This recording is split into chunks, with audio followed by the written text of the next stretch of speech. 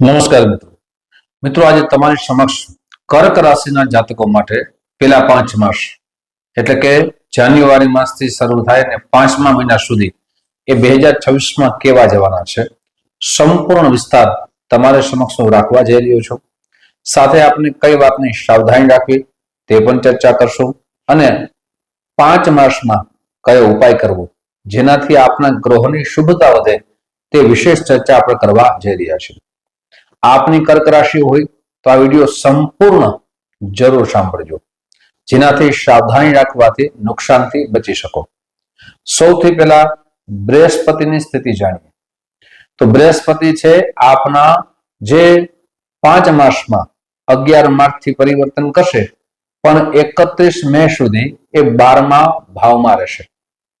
12મો ભાવ છે એ સહ્યાસુખ છે, સાથે વ્યયનો માનવામાં આવે છે, વિદેશનો માનવામાં આવે છે અને બૃહસ્પતિ જ્યારે મિથુન રાશિમાં પ્રથમ ભાવમાં રહેશે બૃહસ્પતિની આપની ઉપર કૃપા રહેશે। કઈ રીતે કૃપા રહેશે? સૌથી પહેલા વિદ્યાર્થી બંધુઓ માટે આ સમય ખૂબ જ સારો છે। વિદ્યાભ્યાસમાં પરિવર્તન કરવાની આપની ઈચ્છા હોય, આપણે નવી સ્કૂલમાં જવાની ઈચ્છા હોય, નવા કોલેજમાં જવાની ઈચ્છા હોય, પરિવર્તન પણ કરશો અને એનું પરિણામ પણ સારું આવશે। સાથે આપ જે મહેનત કરી રહ્યા છો પણ એ મહેનતનું પરિણામ આપનું દેખાતું ન હતું, એ મહેનતનું પરિણામ આપના માટે અનુકૂળતા ન હોતું હતું, એ હવે ઉત્તમ પરિણામ આપશે। સાથે બૃહસ્પતિ છે એ પ્રથમ ભાવમાં રહેશે મિથુન રાશિમાં, આપની કર્ક રાશિ છે। હવે બૃહસ્પતિની પંચમ દ્રષ્ટિ, સપ્તમ દ્રષ્ટિ અને નવમ દ્રષ્ટિ। સૌથી પહેલા તો આપના માટે પંચમ દ્રષ્ટિની ચર્ચા કરીએ તો સંતાન સુખ માટેનો આ સમય ખૂબ સારો છે। આપ સંતાનની ઈચ્છા રાખો છો, સંતાનની આપની ઈચ્છા પૂર્ણ થશે। સપ્તમ ભાવમાં જે દ્રષ્ટિ છે એ વિવાહનો ભાવ માનવામાં આવે છે, ભાગીદારીનો ભાવ માનવામાં આવે છે। આપના વિવાહ થવાના ઉત્તમ યોગ નિર્માણ થઈ રહ્યા છે અને વિશેષ કરીને 11 માર્ચ પછી તો આપના જીવનમાં પરિવર્તન જરૂર આવશે, જે પરિવર્તન આપના જીવનમાં ખૂબ જ શુભ અને ઉત્તમ પરિણામ આપશે। સાથે આપ ભાગીદારીની અંદર બિઝનેસ કરી રહ્યા હતા પણ એ બિઝનેસ આપનો સફળ થતો ન હતો, હવે સફળ અવશ્ય થશે।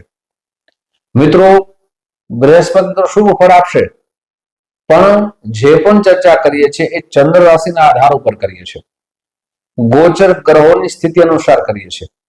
જો તમારી જન્મકુંડળીમાં ગ્રહોની અશુભતા હોય, વધારે અશુભ યોગનું નિર્માણ કરતા હોય તો પરિણામમાં પરિવર્તન આવી શકે છે।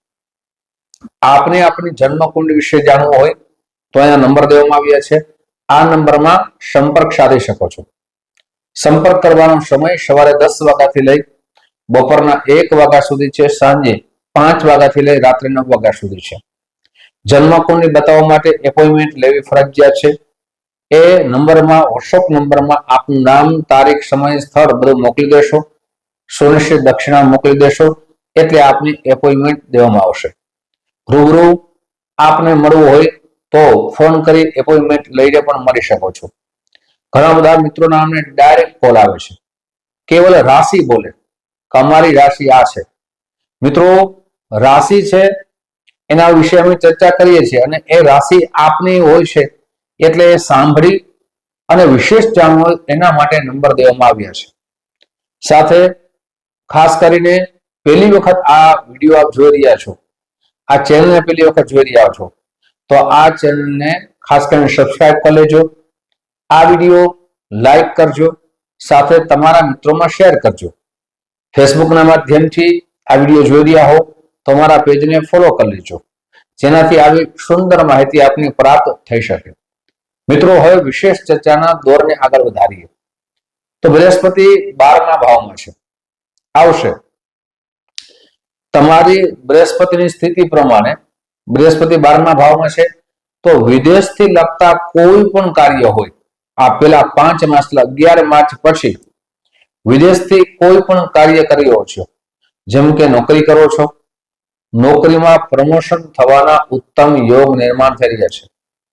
સાથે વિદેશની અંદર કોઈ પણ પ્રકારનો બિઝનેસ કરો છો, એ બિઝનેસની અંદર પણ આપને લાભ થવાની સુંદર મજાના યોગ નિર્માણ થઈ રહ્યા છે. સાથે વિદેશમાં આપની જવાની ઈચ્છા હોય પણ કોઈ પણ સમયે એ વિઘ્નો આવી જતા હોય, એ કાર્ય અટકી જતું હોય, તો આ જાન્યુઆરી માસથી શરૂઆત થઈ 11 માર્ચ પછીનો સમય ખૂબ તમારો સારો છે. જે કાર્ય આપનું અટકી જતું હતું એ કાર્ય જરૂર પૂર્ણ થશે. સાથે આપ નોકરી કરો છો, એ નોકરીમાં પ્રમોશન થવાના પણ ઉત્તમ યોગ નિર્માણ થઈ રહ્યા છે. સાથે બિઝનેસ કરો છો પણ બિઝનેસમાં જેટલો ગ્રોથ વધવો જોઈએ, જે લાભ થવો જોઈએ, એ લાભ પેલા થતો ન હતો, પણ 11 માર્ચ પછી એ સુંદર મજાના યોગ નિર્માણ થઈ રહ્યા છે કે આપનો ગ્રોથ વધશે, આપ પ્રગતિ કરશો. મિત્રો, હવે વાત કરીએ સાવધાની. તો જીવનની અંદર જ્યારે પ્રગતિશીલ થઈએ ત્યારે સૌથી પહેલા આપણા ઈગોનો ત્યાગ કરવો જોઈએ, આપણા અભિમાનનો ત્યાગ કરવો જોઈએ. સાથે આ સમયની અંદર વિદ્યાભ્યાસમાં આપને સાવધાની એ વાતની રાખવાની છે કે સંગત દોષથી બચવાનું છે. વિદ્યાભ્યાસ માટેનો આ સમય સુવર્ણ છે. આ પીએચડી ની ઈચ્છા છે, આપને કોઈ પણ પ્રકારની સારી ડિગ્રી લેવાની ઈચ્છા છે, આપ સારા ડોક્ટર બનવા માંગો છો, સારા વકીલ બનવા માંગો છો, સારા એન્જિનિયર બનવા માંગો છો, એમ કોઈ પણ સારું પદ માટેનો સમય ખૂબ સારો છે. કેવલ મહેનત કરશો તો મહેનતનું પરિણામ આપને દેખાશે. સાથે આ સમયે રાજનીતિ સાથે જે વ્યક્તિ જોડાયેલા છે અને રાજનીતિમાં પણ એની પદ ઉન્નતિ થશે, એમની લોકપ્રિયતા વધશે. પણ રાજનીતિમાં જે જોડાયેલા છે એના માટે સાવધાની છે કે આપને ખાસ કરીને જે આપ વક્તવ્ય કરો છો એ વક્તવ્યની અંદર ખૂબ સાવધાની રાખજો.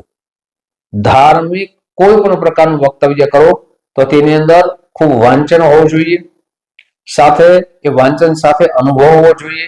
તો એવું કોઈ વક્તવ્ય ન કરતા જેનાથી આપની લોકપ્રિયતાની અંદર જે ઘટાડો થાય, આપની લોકપ્રિયતામાં કમી આવે, આપના જે પૂર્વમાં કરેલું કાર્ય છે એનું પરિણામ આવતા ભવિષ્યમાં સારું રહે, એની ખાસ સાવધાની રાખવી જોઈએ. સાથે પૈસાની લેવડ દેવડમાં આપના જીવન માટે સારું છે, પણ શેર બજારની અંદર પૈસા રોકતા પહેલા સાવધાની રાખવી ખૂબ જરૂરી છે. વિવાહિક જીવનની અંદર, આપના દાંપત્ય જીવનની અંદર પેલા જે ઝઘડા થતા હતા, વિવાદ થતા હતા, એ વિવાદ દૂર થશે. ખાસ કરીને જે પેલા 5 માસ છે એમાં 11 માર્ચ પછીનો સમય ખૂબ સારો છે.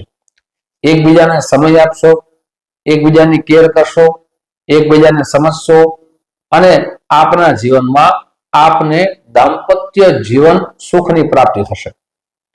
સાથે મિત્રો, આપના પરિવારની અંદર જે પ્રોપર્ટી ખરીદવાની આપની ઈચ્છા હતી એ આ 5 માસમાં સારી પ્રોપર્ટીની ખરીદારી કરી શકશો.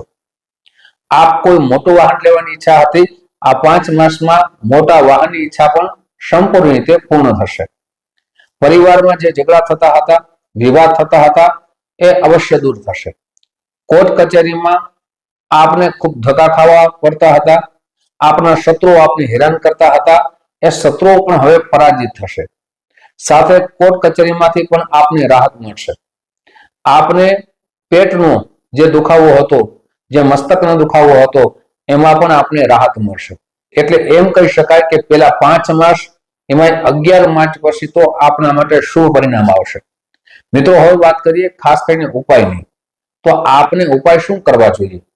પ્રતિ દિવસ શંકર ભગવાનના મંદિરે જવું જોઈએ, ત્યાં જલ અને દૂધથી અભિષેક કરવો જોઈએ, ત્યાં જ બેસી ઓમ નમઃ શિવાય મંત્રની 2 માળા કરવું જોઈએ. સોમવારના દિવસે સફેદ રંગની વસ્તુનું દાન કરવું જોઈએ. આપની રાશિ પ્રમાણે આપના રાશિ સ્વામી થાય છે જે સોમદેવ થાય છે, એટલે ચંદ્રમા થાય છે, એ જન્મકુંડળી બતાવી અને ચંદ્રનું રત્ન મોતી પંચાંગ કર્મ કરીને ધારણ કરવું જોઈએ. મિત્રો, આવી જ માહિતી તમારી સમક્ષ મૂકતો રહીશ. આપ જે પ્રેમ આપો છો એ પ્રેમ બદલ આપ સૌનો હૃદયથી ખૂબ ખૂબ આભાર વ્યક્ત કરું છું. ફરીથી મળશું. જય શ્રી કૃષ્ણ. મહાદેવ.